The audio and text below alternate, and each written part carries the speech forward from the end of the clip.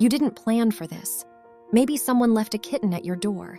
Maybe you found one in a box, eyes barely open, making a sound so small you almost missed it. Maybe you knew it was coming, but nothing really prepares you for the moment you're holding something this fragile and realizing there's no mother, just you. And the internet gives you 100 different answers. Some of them contradict each other. Some of them are outdated. Some of them skip the part where you're scared and just hand you a checklist. This isn't a checklist. This is everything you actually need to know, in the order you actually need to know it. And the last part, about something that happens between you and this kitten during these early weeks, is the part nobody talks about, but it might be the most important thing in this entire video. Let's start from the beginning. First, the moment you have a motherless kitten, the clock starts. Not tomorrow, not after you've figured things out. Right now, a kitten under 4 weeks old cannot regulate its own body temperature. It cannot digest food on its own. It cannot go to the bathroom without help. Every system that keeps it alive depends on external input, and without a mother, that input has to come from you. The first thing you need is warmth, not a heater pointed at it, not a hot water bottle directly against its skin, a heating pad on the lowest setting, covered with a soft cloth, placed under half of the bedding, so the kitten can move away from the heat if it gets too warm. That half-warm, half-cool setup is not optional. It's survival. If the kitten feels cold to the touch, do not feed it yet. A cold kitten cannot digest. Warm it first, slowly, over 20 to 30 minutes, then feed. Second, feeding is the part most people get wrong first. You cannot use regular cow's milk, not even a little. A kitten's digestive system is not built for it. What you need is kitten milk replacer, KMR, available at most pet stores or online. If you can't get it immediately, a short-term emergency formula of 1 egg yolk mixed with a cup of whole goat milk can bridge the gap, but get the real thing as soon as possible. Use a kitten bottle or a small syringe with a soft tip. Never squeeze milk into the kitten's mouth. Let it suckle at its own pace. If milk comes out of its nose, stop immediately. That's aspiration, and it's dangerous. How much? How often? Under 1 week old, every 2 hours, around the clock. Yes, including 3 a.m., 1 to 2 weeks, every 2 to 3 hours, 2 to 4 weeks, every 3 to 4 hours. 4 weeks and older, you can start introducing wet food and begin spacing feedings out. After every single feeding, the kitten needs to be stimulated to go to the bathroom. This is something the mother would do with her tongue. You do it with a warm, damp cotton ball or soft cloth, gently wiping the belly and the area under the tail in small circular motions. Do this for about 30 seconds. If nothing comes out after a minute, try again at the next feeding, but don't skip it. A kitten that can't eliminate will deteriorate fast. Third, watch the weight, not just the behavior. A kitten that's feeding well should gain around 10 grams per day. If you don't have a small kitchen scale, get one. Weigh the kitten every day at the same time. If it's losing weight 2 days in a row, something is wrong. And it's time to call a vet. A healthy kitten is warm, has a rounded belly after feeding, and sleeps most of the time between meals. A kitten that cries constantly, feels bloated, or has diarrhea needs attention immediately. Diarrhea in a kitten this young can cause fatal dehydration within hours. If you ever feel out of your depth, and you will at some point, contact a local rescue or vet. You don't have to do this perfectly. You just have to do it attentively. Fourth, somewhere around 3 to 4 weeks, something shifts.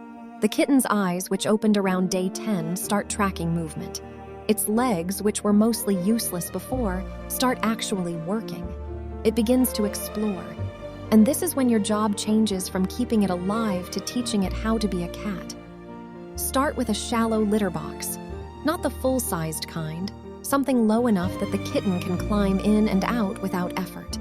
A cardboard box lid works fine at first. Use unscented, non-clumping litter. Kittens explore everything with their mouths, and clumping litter is dangerous if swallowed. After every meal, place the kitten gently in the box. Don't force anything, just let it stand there. You can very lightly take its paw and make a gentle scratching motion in the litter, mimicking what a mother would guide it to do.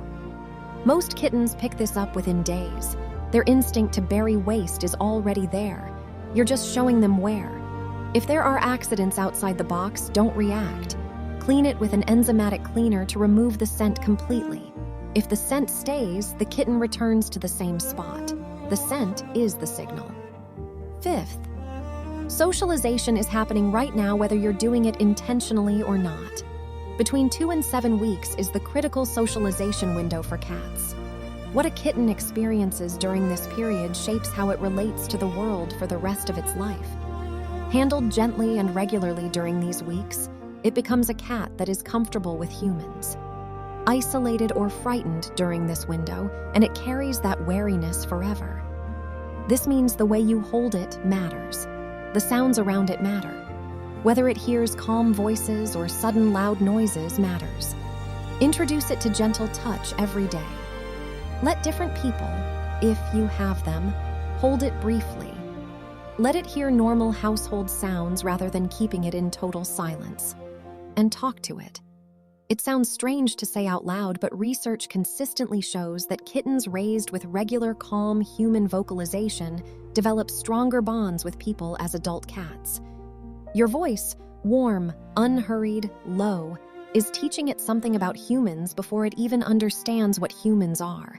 Now, the part nobody really talks about. Something happens to people who raise kittens like this. You set an alarm for 3 a.m. and you drag yourself out of bed because this tiny animal needs to eat. You warm the formula to exactly the right temperature. You hold it against your chest because your body heat is what keeps it alive. You wipe it down after every meal. You weigh it every morning and feel a genuine, ridiculous wave of relief when the number goes up by 10 grams. And somewhere in that exhaustion, in those weeks of interrupted sleep and constant vigilance, something forms. Not just attachment, something older than that, more animal than that. The kitten, for its part, is also learning something. It has no mother to imprint on, no litter to orient itself within. The thing it returns to every time it's cold, every time it's hungry, every time it needs to feel safe, is you, your scent, your warmth, your voice at 3 a.m. Cats raised this way, hand-raised from birth without a mother, often develop a depth of attachment to their human that surprises people who've only ever had cats that grew up in a litter. Not because they're more trained, not because they're more obedient, but because in the most literal biological sense, you were their world when the world was just beginning. That's not nothing. That's one of the rarest things that can happen between a human and an animal. So if you're in it right now, exhausted, uncertain, Googling things at midnight with a kitten sleeping on your chest, you're not just keeping something alive, you're becoming someone's whole world. And that kitten, no matter how long it lives, will never fully forget it.